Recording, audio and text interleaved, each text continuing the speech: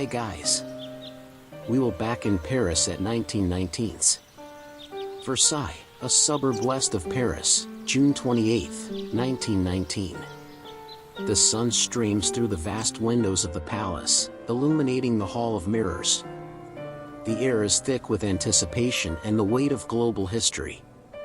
The year 1919 saw Paris as the undisputed capital of the world, but it was at the magnificent Palace of Versailles, the former seat of absolute monarchy, that history was truly forged. The palace, a symbol of French grandeur built by Louis XIV, was chosen as the venue for the peace conference, a choice filled with symbolism, for it was here that the German Empire had been proclaimed in 1871 after France's defeat. I found myself walking the very halls once paced by kings and queens. The sheer scale was breathtaking, the marble floors, the ornate ceilings, and then, the centerpiece, the Hall of Mirrors.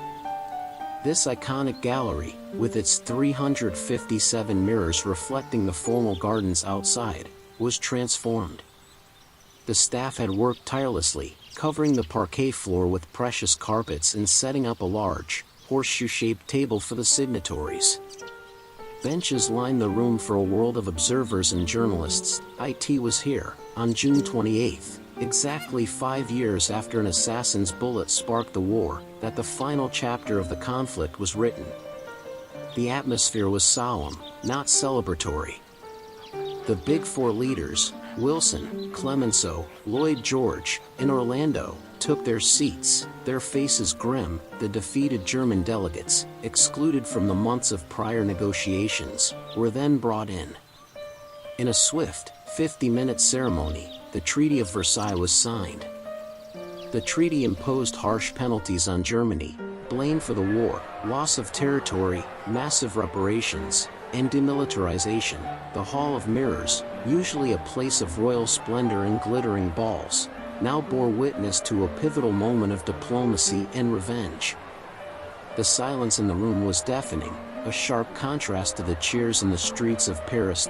My visit to Versailles in 1919 was less about tourism and more about observing the physical setting of global change. The palace, with its immense power and history, provided the perfect, albeit potent, stage for the world's leaders to attempt to shape a new, fragile peace.